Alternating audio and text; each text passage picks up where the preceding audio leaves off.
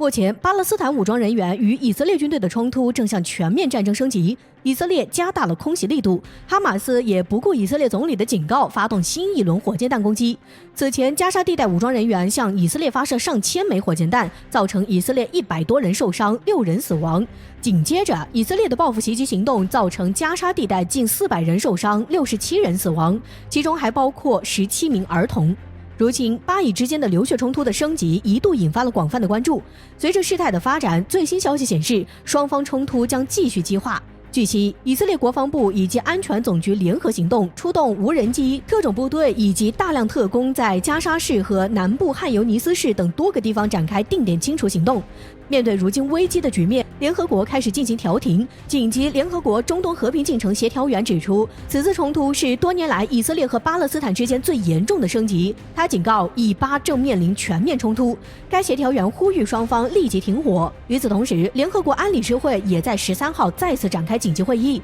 讨论巴以局势和加沙问题。只不过谁也没想到，以色列这次居然如此强硬，不仅无视联合国的呼吁，就连普京说的话都不管用。在普京呼吁以巴缓和紧张局势后，以色列用懒得搭理的表态拒绝休战。为避免冲突扩大，中方则会见阿拉伯国家联盟高官，谴责针对平民的暴力行为，同时点名要求以色列方面保持克制。很显然，以色列是要将战斗进行到底，可在此背景下，美国拜登政府的态度却瞬间引爆了舆论的风暴。在接受采访时，拜登声称：“我希望能尽快解决巴以之间的紧张关系。当成千上万的火箭弹飞入你的领域时，以色列有权捍卫自己的国土安全。当世界各国都在努力缓和巴以局势之际，拜登此番言论无不在火上浇油。”就连网友都能看得出来，拜登这是在暗示美国将支持以色列对巴勒斯坦的报复行动，站在以色列那一边保以色列。美国不仅是变相的在引爆更大的冲突，也是在跟包括中俄在内的多国对着干。可以看到，在新冠疫情全球大流行期间，中国的影响力已经越来越强，因此这一次才会罕见介入中东事务。反观美国影响力正在逐渐减弱，现在美以联盟是美国在中东利益的石油、基石、伊核以及去美元化等中国关心的话题都将牵扯其中。顺着这个角度，外界认为中俄很可能会借此冲突撬动美国全球霸权，给美国一击重击。虽说这也只是猜测，但分析看来未必没有这个可能。总之，让我们拭目以待。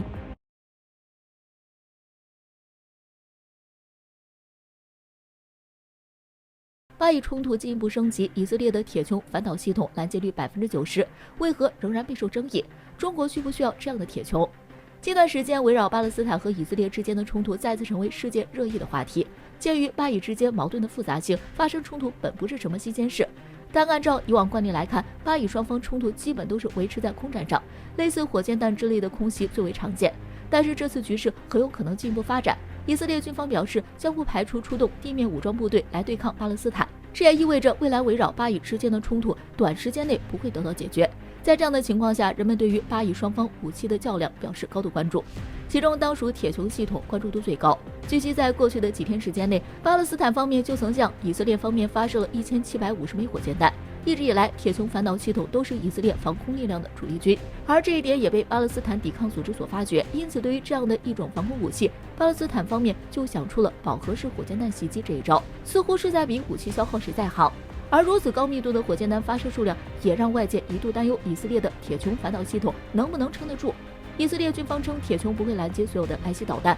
只会有针对性的识别并拦截威胁较大的导弹。而另外一个争议点是，人们普遍认为铁穹发射的拦截弹相对于巴勒斯坦粗制滥造的火箭弹来说代价太高，这是事实不假。但是相比于遭受打击后的经济损失，这还是相当值得的。因此总体来说，铁穹反导系统在此次冲突中的表现可圈可点。受到这场冲突的启发，不少居民朋友们开始思考，我国需不需要这种类型的防空系统呢？分析人士指出，从中国所面临的威胁来看，我国对于这种导弹的需求并不高。但是这样的防空导弹也非毫无用武之地，在面对一些低烈度的冲突时，这样的铁穹反导系统就能够派上用场。值得指出的是，谁说我们没有自己的铁穹？据是专家指出，在面对类似的饱和火箭弹进攻时，中国有2种方法加以应对：一是对现有装备如陆盾机防系统进行改进，使之能够应对小烈度的攻击；另外还可以采用防空系统雷达加近程防空导弹的改进版，来降低拦截成本。总之，以我国目前的实力来看，拦截这样的火箭弹不在话下。重要的是提升应对饱和式攻击的能力，以及降低拦截低烈度武器的成本。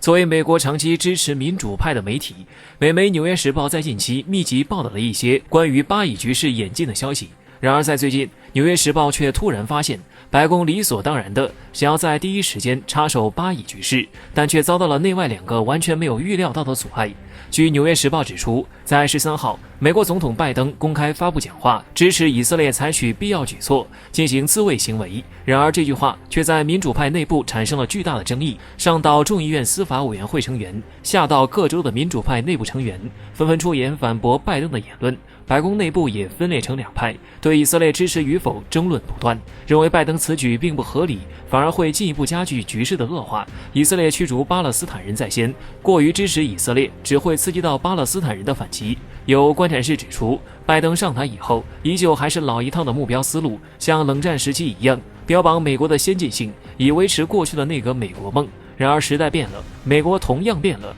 拜登的那个美国梦早已四处漏风。众所周知，美国一直以来都十分支持以色列在中东的所有态度。然而如今巴以冲突再次走向高潮，美国内部却出现分裂，这很大程度上源于上一届的特朗普政府干得太过倾斜。美媒福克斯新闻就用特朗普几乎给以色列想要的一切东西来形容当时美国与以色列的关系。而如今拜登上台以后，又一次开始旗帜鲜明地支持以色列时，美国政治中典型的政治正确开始爆发。原本拜登上台以后应该是全面反对上一任的措施，会有在原有的政策上表现得更为出色，以此完成自己的总统评分。然而如今拜登却开始走着与特朗普同样的举措，这个问题在美国一众政客眼中就十分严重了。有分析认为，当前美国的尴尬在于，拜登幻想的美国梦已经是四处漏风，拜登唯一能做的就是尽可能填补每一个新出现的窟窿。尽管美国在遏制中国战略上步步紧逼，但如今以色列突然对巴勒斯坦下手，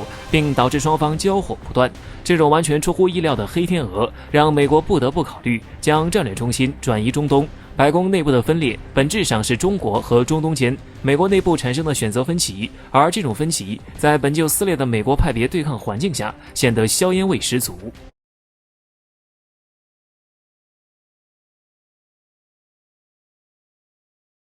近段时间，中澳两国的关系急转直下，甚至有继续恶化的趋势。但在这个敏感的时间点，莫里森不仅没有将重心放在防控国内疫情上，反而加大力度配合美国与中国作对，这一度让外界尤为担忧，澳大利亚如期以往恐遭灭国的灾难。在维护国家主权和领土利益方面，中国向来不做任何退步，可澳大利亚公开叫嚣武力介入台海问题，无异于触及我国红线。一旦澳大利亚真的惹怒了我国，下场有多惨烈可想而知。当然，虽说现在的莫里森为了针对中国早就陷入极度疯狂的地步，但正所谓坏事干多了也会心里发虚。据悉，前不久印尼海军一艘潜艇在航行时突然失控，事故期间中国海军应印尼方面邀请，前往事故现场展开搜救和打捞工作，充分展现了中印两国海军的友好关系。上周中国和印尼海军还在印尼的首都附近海域举行了军事演习，演习内容包括攻击编队配合、通信以及海上搜救等项目。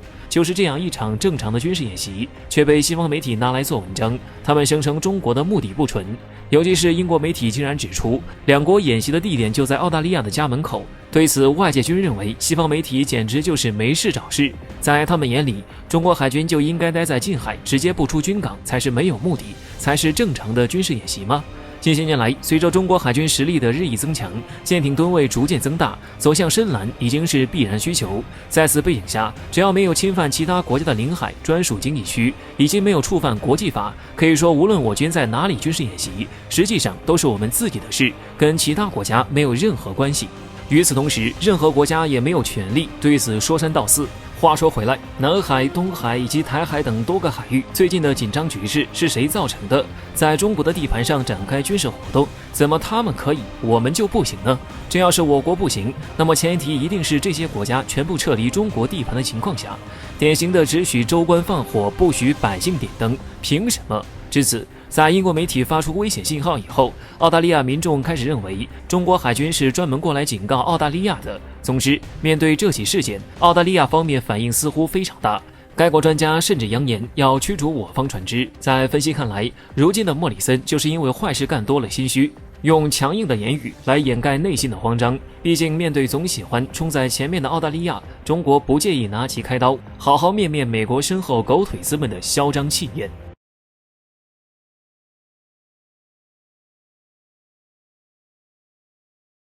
最近我国周边海上局势不容乐观，美国还拉拢一众盟友到中国家门口考试，展开了一场很唬人的军演。然而我外交部的回应让美国下不来台，侮辱性极强。据日本共同社报道称，日本陆上自卫队和美国、法国展开了联合训练，围绕离岛登陆和巷战等主题科目。同时，日本海上自卫队也和美法澳也将首次在东海展开联合训练。据悉，这次联合训练中，通过从日本和法国舰艇上起飞的飞机，将把部队运送到野机场，进行直升机突击作战和巷战，之后再进行2期作战演习。参演部队将驻扎在相扑基地进行综合作战指挥，该地离争议岛屿不到1000公里。很明显，这次美日法澳的夺岛作战针对性极强。日经亚洲评论还指出，在中国加强海上行动之际，日本一直试图加强自卫队所谓保卫偏远岛屿的能力。日本对其意图再也没有丝毫掩饰，是因为他们急了。根据日本海上保卫厅报告，2020年全年中国海警船已经在争议岛屿共巡航333天，连续停留天数达111天，都创下了历史新高。这是中国固有领土，我们开展巡航执法活动，日本又凭什么干涉？为了给自己加戏，日本和美法澳在东海附近展开联合军演。14日，据南海战略态势感知消息，在美日法澳展开联合演习之际，根据 ASI 信号和卫星影像，在东海附近发现4国军舰汇集。可以确认的是，共有3艘准航母出动，看来这次是下血本了。日本还将此事炒作成中国威胁的防御性行动，而法国、澳大利亚其实就是打酱油找存在感。然而就在他们摆出架势耀武扬威的时候，有人就此事提问。听到这个问题后，我国外交部发言人华春莹微微一笑回应，他们以为这样做就能吓唬得了中国吗？这届演习对中国没有任何影响，无非就是多烧一点他们的油，果真是伤害不大，侮辱性极强。这番话也表明了实力才是我们底气所在，在绝对实力面前，一切阴谋诡计都是徒劳。